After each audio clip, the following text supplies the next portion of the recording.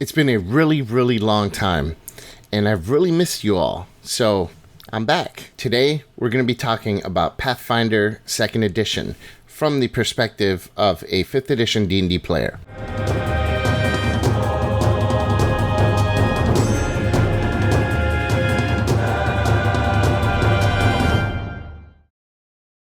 So there's a lot of videos out there from people who have switched from D&D 5th Edition to Pathfinder 2nd Edition. A lot of them really go deep into some rules changes from one system to the other, things to expect. I think in this video, in order to make it more useful for those of you who have already watched the dozens of other videos from 5th Edition players talking about Pathfinder 2nd Edition, is I want to give my top 5 reasons why I think Pathfinder 2nd Edition is awesome. And then at the end of the video, I'll kind of bullet point a few of the other things that didn't quite make the top 5 list, but I really, really enjoy about the system. So with all that said, let's go ahead and get started. So with number 5 is the clear rules. Pathfinder 2nd Edition has rules for just about everything that you can think of in the game. Unlike 5th Edition, where there is a huge amount of DM fiat, where the book actually tells you, ask your Dungeon Master, and the Dungeon Master is supposed to rule on the spot. Of course, 5th Edition players are aware that this can cause some inconsistencies at a table. Even within the same session, a Dungeon Master may rule something one way and later on in the session rule it a different way, and they wouldn't be wrong to do so because the rule is not in the book, right? A lot of the times. Whereas with Pathfinder, you can almost always find a rule for any particular situation. So you're less likely to have people who abuse the rules because they're unclear. It happens a lot in 5th Edition Dungeons & Dragons. I don't see that a lot in Pathfinder. In fact, what I've seen in many Pathfinder games that I played or even seen online is that the table tends to run differently. It's not the players and then the Dungeon Master is the ruler above all, whose final decision on something is the word to end all and be all. Instead, what I found is that Pathfinder 2nd Edition games tend to run like a cooperative game in terms of rules clarifications. If there's a question on how something works and the Dungeon Master doesn't know the answer right off the top of their head, another player might be looking that up already online and say, oh, this is how this works. And so everyone's kind of helping each other to clarify how a rule works in a particular situation. Of course, that is not 100% of the time. There are exceptions, but I think for the most part, you can find a rule for just about everything. And in my games, I have a player who really is into Pathfinder 2nd Edition. He's really jumped on, and I depend on him to kind of be my co-DM. If I don't know the answer to something that someone brings up, I keep the game flowing. This other player tends to look up the rule for me, and then we'll talk about it as soon as he finds the rule, and we'll continue on with our game. It's really great. I love the way that works. The number 4 thing that I really like about Pathfinder 2nd Edition that 5th Edition doesn't seem to do as well is encounter balance. First, level 1 characters tend to be very competent. They're not useless. Whereas in Dungeons & Dragons 5th Edition, you're one bad die roll away from losing your first level character. In Pathfinder 2nd Edition, that's not necessarily the case. Your first level character has a lot of options, a lot of things that they can do. They're not going to go down very easily unless they get unlucky. But even then, it's not quite like 5th Edition where things tend to derail very quickly for first and second level characters. In Pathfinder, you actually do have a lot that you can do, and you feel like a hero starting right from level 1. I really like that. The mechanics are also pretty balanced between classes, so it's really hard to build a useless character. Yeah, you can have some characters that feel a little more useful in more situations than others, but generally, overall, I think that every character has their moment to shine. Number 3, I think the customization is something that I have to mention.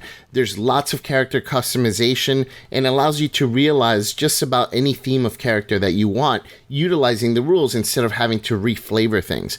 And you're also not having to worry about building a suboptimal character because you wanted this thematic build. In 5th Edition Dungeons & Dragons, I feel that does tend to happen a lot. In fact, some of my builds on previous videos, like the Vampire Assassin, I think I made a slightly suboptimal character because I've made selections for the character that I think would not have... if I chose something different, it wouldn't have fit as thematically, and so I went with a less powerful option because it was more thematically relevant. Whereas in Pathfinder 2nd Edition, you don't really have to worry that much. You build your character, you make these selections for their abilities, but not any particular option is going to make your character extra weak or anything. Even if you choose a slightly less optimal option, you're barely going to notice the difference in power level because you chose that one thing. I think that's really important for realizing a character and not having to worry about, well, it's fun to have this thematic thing, but I suck. Otherwise, I can't do anything in the game other than just be this thing. Number 2 is the dynamic combat. Certain things in combat are not a waste of your turn like they are in 5th edition Dungeons & Dragons, like drinking a potion. In D&D 5e, if you want to drink a potion in the middle of combat, that's your action. You're done for your turn. Now you gotta wait another 15-20 minutes before you can go again. In Pathfinder 2nd edition, you can drink a potion, and because they have that 3-action economy, you can do other things. In addition to drinking the potion, you can still attack twice. You can move and attack. You can cast a spell and still drink that potion for the most part. There's a lot of other things that are useful, like using skills in combat. That's really cool. And that doesn't feel like you wasted your turn. I think the 3-action economy is an awesome invention by Pathfinder developers that make the game feel really fun in combat and make you feel useful no matter what you're doing on your turn. Also, there's a lot more mobility in combat, which makes for really dynamic fights. I think that the fights are more fun, they're more tactical because you have a lot of things happening and moving around, and you have to kind of adjust on the go and make decisions with your group to try and succeed in your combat against whatever creatures you're fighting. Unlike Dungeons & Dragons 5th edition, where I've been playing for many, many years, and a lot of times, I would say a majority of the time, no matter how dynamic you try to build an encounter, it almost always devolves into, after the second round or so, even sometimes the first round, the party converges on the boss sits there, and it's just a piñata party where everyone's beating on the boss and the boss is trying to fling away. And partially this is also because the attack of opportunity is such a common thing in 5th edition D&D, where if a creature moves, they're risking getting attacked by every character that's surrounding them, which could basically spell their doom. Whereas in 2nd edition Pathfinder, not everything has attacks of opportunity. In fact, it's a rather uncommon thing for a creature to have, or even player characters to have. So things can freely move about in a battle without risking that attack of opportunity and giving them more tactical ways to use up their turns. Not only that, but moving takes one of your 3 actions. So you can also be tactical in the sense that you can attack and then move back, and therefore force the enemy to use one of their actions to move forward to reach you. Instead of using a 3-action superpower attack against you, you actually are able to think ahead and outsmart the creatures that you're fighting against by using the action economy against them. It creates a very, very tactical game, and if you're tactically minded, I think it's really fun to try to figure things out within a combat, almost like a puzzle. And the number one thing that I really enjoy the most about Pathfinder 2nd edition is the emphasis on teamwork. Characters aren't as self-sufficient as they are in D&D, but in a good way. So what I mean is that in D&D, my experience has been that every player kind of does their own thing, and they do just about everything well. In Pathfinder 2, everyone has a role to play, so no one character can do it all. In 5th edition D&D, you can build a wizard who's a blade singer, and now you've got a super high AC, you can't be hit, so you're in melee combat. You've got spells, full spellcaster, you can handle everything that the GM throws at you. I mean, area effect, you have powerful attacks, you are pretty much an unstoppable machine. That doesn't happen in Pathfinder 2nd edition. You cannot have a character that is super hard to hit and super hard to take down and can be a generalist spellcaster and do damage with spells.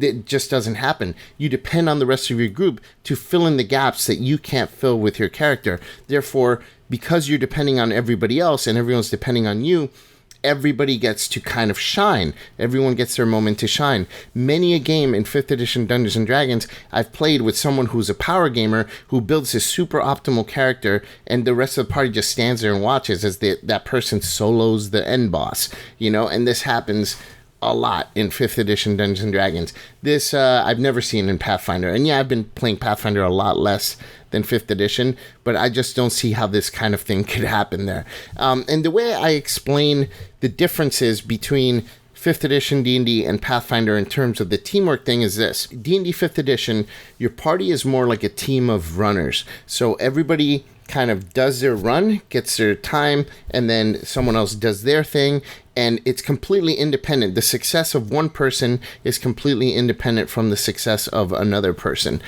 In Pathfinder 2nd Edition, your party is more like a sports team. So you'll have like a quarterback in a sports team, and then you'll have the wide receiver. So everybody has their role. The wide receiver never throws the ball like the quarterback does, right? And that kind of stuff. So similar in Pathfinder, each person has their role, and there's no such thing as someone does everything. You depend on everybody else, and if the whole team isn't on board and isn't working together, then the other team is going to win. So that is kind of how Pathfinder works. Your team has to be a well-oiled machine where everyone knows what they have to do within a given combat or a given scenario in order for the group to succeed, and you're depending on everybody else. In D&D, it does not work that way. In D&D, I could be playing a warlock and just keep firing away at someone. I don't care what the fighter's doing. I don't care what the wizard's doing. I don't care what the cleric's doing. Whereas in Pathfinder 2nd Edition, you do care what they're all doing because you're depending on them. Otherwise, you're not going to succeed. Everybody helps everybody in order to win. So those are my top 5 favorite things that I like from Pathfinder 2 versus D&D 5th Edition. But there are a few other things that I really like that I will say are honorable mentions. So the 4 levels of success is really cool. The way that critical hits works, where if you roll 10 above the needed number, you automatically crit. It makes it more fun because your player characters and even the creatures that you're fighting against tend to roll critical hits way more often and critically succeed way more often, which makes for a fun experience because it's always exciting to see that happen. And the 4 levels of success also adds a kind of level of interesting dynamics for spells and abilities where, okay, so someone succeeds at a spell, it doesn't automatically mean that they're not going to take any ill effects from that spell. They just get a lower effect. Whereas if they critically succeed, generally nothing happens. So there's a critical success, then the success, failure, and a critical failure. So even saving throw spells, again, unlike 5th edition Dungeons & Dragons, you can critically fail a saving throw, therefore doing more damage to a creature. If they critically fail against your fireball, you're going to do double damage to them. So that's pretty cool. I also really like the 3-action economy. Every kind of review that you see or you read about Pathfinder 2 from someone who was a 5th edition player is almost always going to mention the 3-action economy. It's really, really neat, and it creates such an interesting and dynamic combat structure. I love it. And at first glance, if you're reading from the book, it's not going to seem that good. You're going to be like, wait a minute, moving takes an action, pulling out a weapon takes an action, drinking a potion takes an action. 3-action economy feels like it's less economical than D&D, where you can move for free and it doesn't take an action. In D&D, you can move, stop your movement, attack, and then continue moving as to finish your movement action in between an attack or something else. In Pathfinder, it doesn't work that way. You move, that uses an action, you cast a spell or you attack, that uses a second action, and you move again, that has to be a third action, even if you didn't use all your full movement from that first move. So initially, to D&D players, this seems like, oh, it's more restrictive, but it's not. In practice, you actually have to play a game and then you'll understand, because by telling you, it will seem like it's not, like it is more restrictive. It will not seem like the 3-action economy is that interesting or fun. But once you play it, then you'll understand. So that's where I'm going to leave that. Pathfinder 2nd Edition also has no concentration mechanic per se. You can sustain spells, and therefore you can sustain more than one spell per round. So the way sustain works, instead of concentrating, you are using an action each turn to keep the spell going. So if you cast a spell on round 1 and it has a sustain requirement, on round 2 you spend 1 action to sustain the spell. You still have 2 of your 3 actions left, so you can cast another spell while you're sustaining that one. On the 3rd round, now you can sustain the 1 spell with 1 action. You can probably sustain that 2nd spell with another action, and then you still have a 3rd action to do something else. So sustain works a lot different than concentration. There is no breaking your concentration in. There kind of is, but I'm not going to get that complicated into it right now. But I think that's really interesting because it allows you to do stuff and keep spells going, more than 1 spell per character, which is really cool. And not just that, but there are spells that have a duration. D&D has these too, but they don't have too many. But in Pathfinder, there are spells that have just a duration and don't require any sustain or concentration. The spell just lasts for that amount of time. I think haste might be one of those. You cast haste and you're done. You don't have to spend an action next round sustaining it. You don't have to concentrate. It just works for a minute. I'm pretty sure haste is one of them. If not, there are plenty of spells that do that, but that's pretty cool. There's also spells that give you the option to use 1, 2, or 3 actions to cast a spell. The most popular example of this is Magic Missile. You can actually cast Magic Missile using 1 action, and you'll shoot 1 missile. You can use it 2 actions, or you can use 3 actions and shoot 3 missiles. Or the spell Heal. Heal is really cool because you can use 1 action and heal 1 character. You can use 2 actions to heal the character even more, or you can use 3 actions and heal multiple characters for a little bit less, but you heal more people. So that's pretty cool. A lot of spells have these kind of variances based on the amount of actions that you use to cast it. I think that's really interesting as well. Something that I wish D&D would have had. Pathfinder also has different rules for death and dying.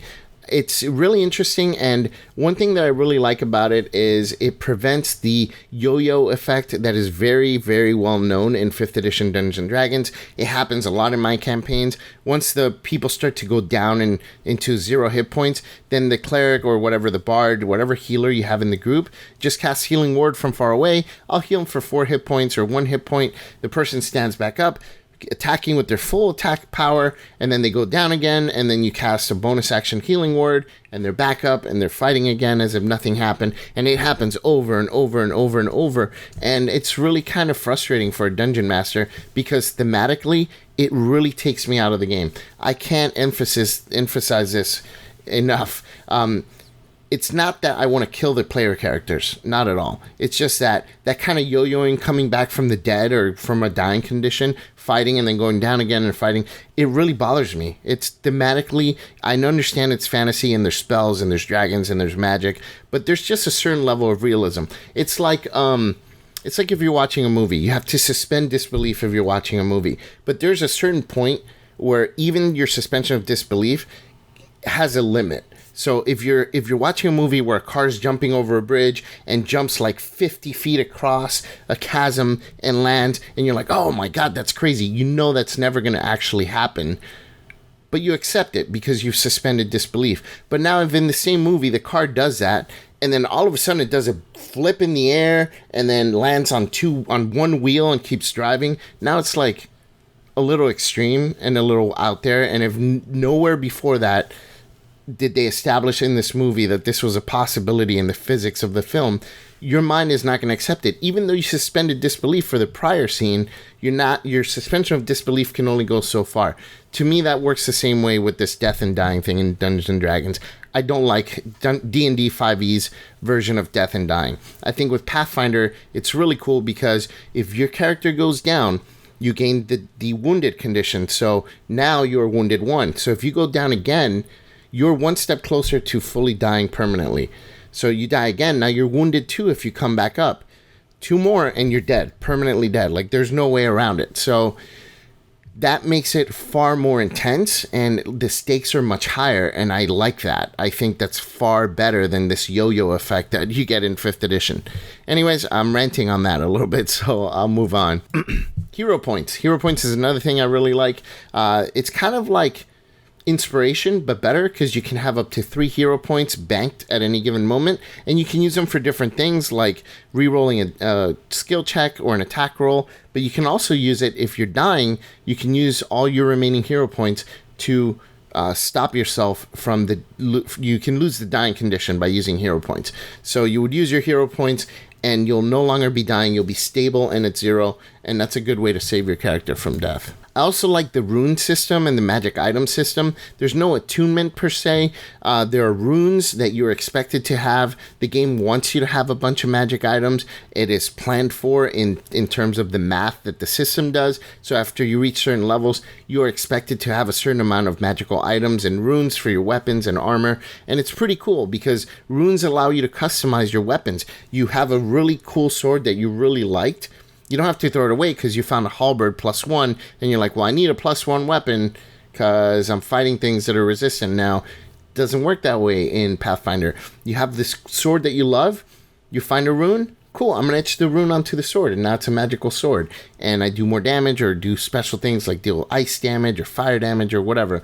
It's really, really cool.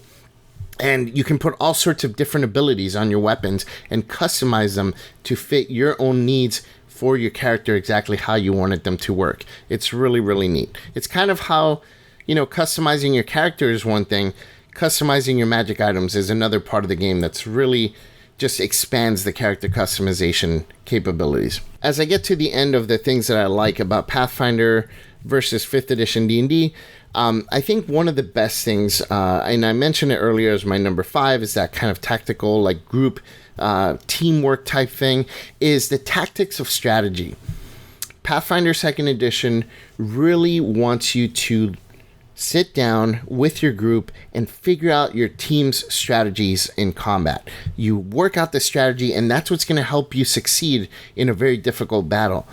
In 5th edition, I think that's not so much the case. There are fights where doing the right strategy will win you the fight, but overall, what 5th edition wants you to do is to, before you even hit the table, when you build your character, when you level up your character, they want you to strategically power game and build your character in a more powerful manner. So when you encounter those things, then you can defeat them because, hey, I have this spell now I can do. Whereas in Pathfinder, hey, I have this spell now doesn't mean anything because the thing you're encountering, that spell may not be relevant. You may need to pivot and use a different strategy. You may need to block the creature off and things like that. Like, I think that the emphasis on tactics is far more prevalent in Pathfinder 2nd edition than in D&D 5th edition, where the emphasis seems to be more on power building your character. And the last thing I think I'll briefly mention is the way damage resistance and vulnerabilities work in Pathfinder. I think it flows better. In D&D, it's like if they're resistant, they take half damage, and then there's just immunity. There's no in between, and that kind of makes it difficult because if you want a creature to absorb some damage, but you don't want them to be taking half damage from everything, there's no way to do that in 5th edition, really, without modifying the rules. Whereas in Pathfinder, a creature can have resistance 5, resistance 10, and that's the amount of damage they'll absorb before taking more damage. So now as a player character, you have options. You could do a power attack to deal more damage on one hit and bypass that damage resistance. You can do other types of damage. That becomes far more important in Pathfinder than in 5th edition, is diversifying the types of damage that you can do. And I think that's where spellcasters shine above marshals. Some people say marshals are way too strong in Pathfinder. I don't think so. I think the ability to diversify your damage types and diversify your spells to do different things inside and outside of combat makes spellcasters really strong, and some people don't really realize that, but they really are. They're just different. They have their role just like everybody else. So in the end, do I think Pathfinder is for everybody? Of course not. No game is for everybody. There are definitely people I've played with that I've tried to convert from my regular groups into Pathfinder 2nd edition because I'm done with a D&D for the most part. I'll play it here and there, but they really broke my heart, and I do not plan on going back to them. As you guys know, I've been out of the video making business for almost 6 months, and a lot of it was just, the amount of... It's how the company just kind of took my soul. Basically, they broke my heart and they broke my spirit for 5th edition D&D, and I found something else to love, and that's Pathfinder. So that's where I'm moving forward. Other games as well, and I will mention D&D 5th edition here and there, but for the most part, it's going to be kind of on the back burner. But it's not just because of that I like Pathfinder 2nd edition. I'm glad everything that happened earlier this year happened, because otherwise I would not have given Pathfinder a chance. And I do think it is a superior game for what I like, for my interests. As I was saying, there are people in my groups that I've introduced to Pathfinder, and the game is not for them. They just don't like it. And I get it. They like D&D for different reasons than I did, and it's understandable that they don't like Pathfinder. So they can keep playing D&D, and that's totally fine. It's just not for me anymore. After playing Pathfinder 2, I couldn't possibly go to 5th edition. Not just because of everything that happened earlier this year, but just... it feels empty to me compared to a game as robust as Pathfinder 2nd Edition. It's legitimately my new favorite fantasy role-playing game. So if you're looking for a great alternative for your current role-playing game, I do recommend that you check out Pathfinder 2nd Edition. And yes, this is not a standalone video. I will be making a lot more videos moving forward. I'm ready to do this again, and I'm glad to see you all back. And I hope that you all have stuck around despite my absence for so long. Let's go ahead and talk some role-playing stuff. I'm going to have all sorts of different video series. Some will be applicable to you if you do still like Dungeons & Dragons 5th Edition. A lot of it will still apply, so you can still hang out and say hi once in a while. But other than that, I hope to see most of you soon, and I'll talk to you all then. As always, I'm your Innkeeper from the Twisted Tentacle Inn. Check in anytime. I'll talk with you then.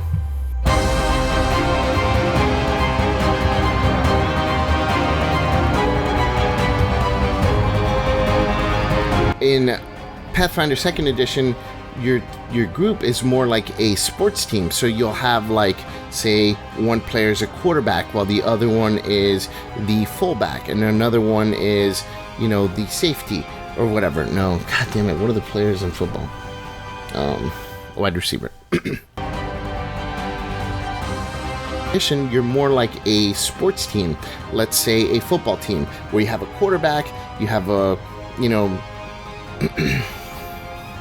what are they called?